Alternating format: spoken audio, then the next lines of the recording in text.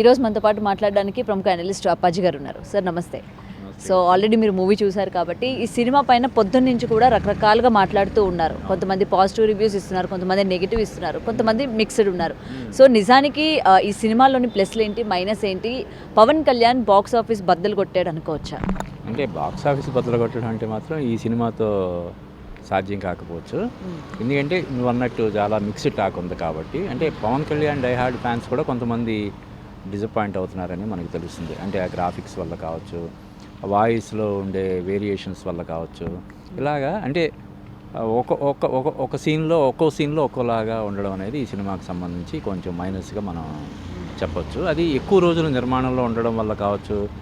అలాగే కరోనా టైంలో కూడా ఈ సినిమా షూటింగ్లో ఆయన పార్టిసిపేట్ చేశారని మనకి చెప్తున్నారు. దానివల్ల కావచ్చు. ఇలాగా కొన్ని సీన్స్లో ఒకలాగా ఉండడం అనేది ఫ్యాన్స్ కొంత డిసప్పాయింట్ అవుతుంది. అంటే పవన్ కళ్యాణ్ లుక్స్ అన్నవి చేంజ్ అవుతూ ఉంటుందా? అంటే అవును. అంటే ఒక్కొక్క సీన్లో ఒక్కో రీతిలో ఆయన కనిపిస్తూ ఉంటాడు. అంటే చెప్పాలంటే ఈ సినిమాకి సంబంధించి పవన్ కళ్యాణ్ గత 2 రోజులుగా చాలా ఎక్కువగా చాలా గొప్పగా మాట్లాడడం అన్నది ఈ సినిమాకి సంబంధించి కొంత అంటే ఆయన మాటలు ప్రీ-రిలీజ్ ఈవెంట్లో కానీ, వైజాగ్లో జరిగినటువంటి రిలీజ్ ఈవెంట్లో కానీ, అంతకుముందు జరిగిన మీడియా సమావేశంలో కానీ ఎప్పుడు లేని విధంగా ఈ సినిమా గురించి అంటే తన సినిమా గురించి పవన్ కళ్యాణ్ చాలా గొప్పగా, ఇది చాలా గొప్ప సినిమా, చాలా మంచి సినిమా, ఎవరిని డిసప్పాయింట్ చేయదు, సినిమా నుంచి చూసి ఇంటికి వెళ్ళేటప్పుడు ఒక పాజిటివ్ ఫీలింగ్ తోటి ఒక మంచి దీంతో వెళ్తారు. అలాగే సినిమా అంటే వినోదమే కాదు, విజ్ఞానం కూడా ఇవ్వాలి. అలాగా ఈ సినిమాతో వినోదంతో పాటు విజ్ఞానం కూడా పుష్కలంగా మేము అందిస్తున్నాము. ఇలాగా చెప్పడం అనేది అంటే బహుశా ఆయన ఓపెనింగ్స్ కోసం అని చెప్పి మాట్లాడాడు. జనరల్గా అలా చేయడు ఆయన పవన్ కళ్యాణ్. కానీ ఈ సినిమాకి వరకు ఆయన అలా మాట్లాడడం వల్ల ఎక్కువ అంచనాలతోటి థియేటర్కి వెళ్ళిన వాళ్ళు డిసప్పాయింట్ అవుతున్నారని మనం చెప్పొచ్చు. ఓకే. సో అంటే ఫస్ట్ హాఫ్కి వచ్చేసరికి క్రిష్ గారి దర్శకత్వంలో వచ్చింది కాబట్టి మొత్తం ఫస్ట్ హాఫ్ అంతా కూడా చాలా బాగుంది, చాలా హైప్ పెంచింది. సెకండ్ హాఫ్ ఎలా ఉంటుందో అన్న ఎక్స్పెక్టేషన్స్ కూడా పెంచింది అని చెప్తూ ఉన్నారు. ముఖ్యంగా అది నిజమేనా సార్? మరి అంటే ఈ సినిమాకి క్రిష్ తర్వాత జ్యోతి కృష్ణ ఇద్దరు డైరెక్ట్ చేసిన మాట నిజమే. కానీ మన సినిమాలో ఎలా అంటే గౌతమి అంటే ఫస్ట్ హాఫ్ క్రిష్ తీసుకుంటాడు, సెకండ్ హాఫ్ జ్యోతి కృష్ణ తీసుకుంటాడని మనం చెప్పలేము. సినిమా సంబంధించి ఏంటంటే ఒక్కోసారి లాస్ట్లో క్లైమాక్స్లో వచ్చే సీన్ ఫస్ట్లో తీస్తారు. ఫస్ట్లో వచ్చేది వెరీ ఓపెనింగ్ సీన్ లాస్ట్లో తీయొచ్చు. కాబట్టి ఏ సీన్ క్రిష్ తీసాడు, ఏ సీన్ జ్యోతి కృష్ణ తీసాడు అన్నది మనం చెప్పలేము. కాకపోతే దీనికి పవన్ కళ్యాణ్ కూడా క్రియేటివ్ సైడ్ కూడా ఆయన ఇన్వాల్వ్ అయి ఉన్నాడు.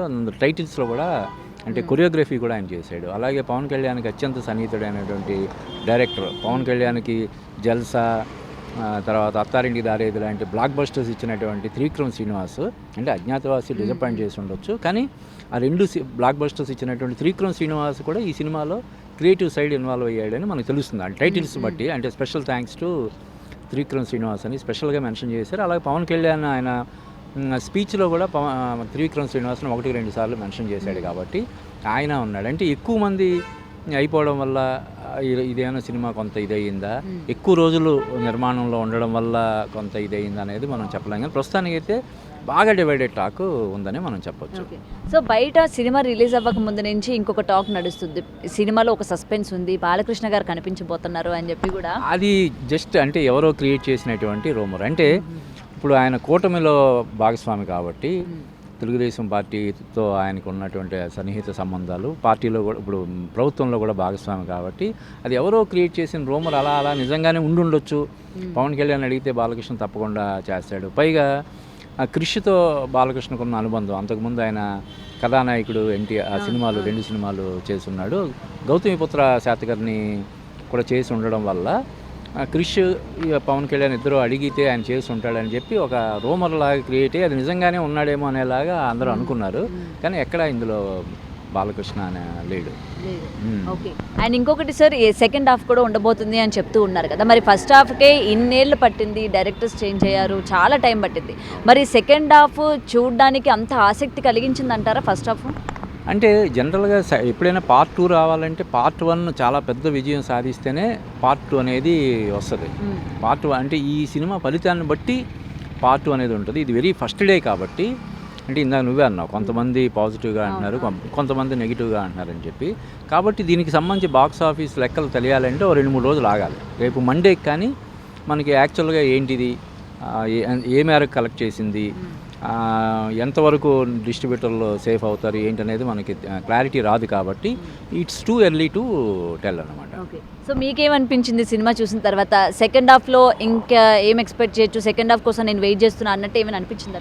సెకండ్ హాఫ్ కోసం వెయిట్ చేసేలాగైతే లేదు, కానీ నువ్వు అన్నట్టు ఫస్ట్ హాఫ్ ఎక్కడ మనకి ల్యాగ్ అది లేకుండా హ్యాపీగా బాగానే అనిపిస్తుంది. పవన్ కళ్యాణ్ పర్ఫార్మెన్స్ కానీ ఆ సీన్స్ కానీ అంత గ్రిప్పింగ్ నేరేషన్ తోటి వెళ్తుంది.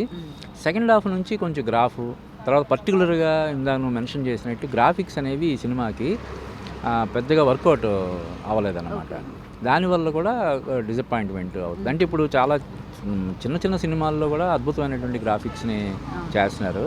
పవన్ కళ్యాణ్ లాంటి ఒక పెద్ద స్టార్ యాక్ట్ చేసిన సినిమాలో గ్రాఫిక్స్ అనేవి చాలా నాసిరకంగా ఉన్నాయని చెప్పి చాలామంది విమర్శిస్తున్నారు. ఆ విషయంలో ఎక్కువ డిసప్పాయింట్ అవుతున్నారు. అయితే ఇక ఇంత నెగిటివ్ టాక్ రావడానికి ఇంకో కారణం ఏంటంటే ఆయన పొలిటీషియన్ కూడా కావడం. ఓన్లీ హీరోగా మాత్రమే ఉంటే ఇంత నెగిటివ్ టాక్ వచ్చేది కాదేమో.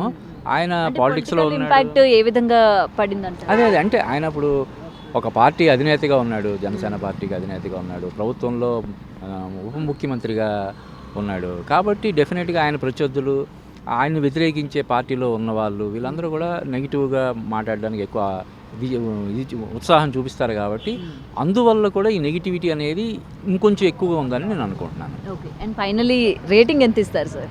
నేను దీనికి 2.5/5 ఇస్తాను. 2.5 ఇస్తారు.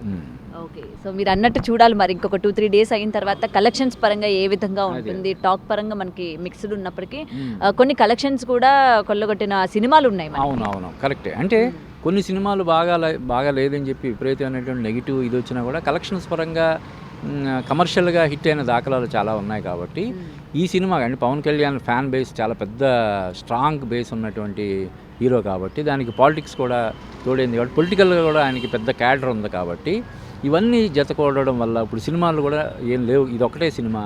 దాదాపుగా మన 2 రాష్ట్రాల్లో ఉన్న అన్ని థియేటర్లో దాదాపుగా 90% థియేటర్లో ఈ సినిమానే నిన్నటి నుంచి ఈ రోజు రేపు ఇలాగా ఈ 3-4 డేస్లోనే అది సేఫ్ జోన్లోకి వెళ్ళే అవకాశం కూడా ఉంది. చూడాలి. Thank you so much sir. Thank you Gautami. For more videos like this, subscribe Big TV channel.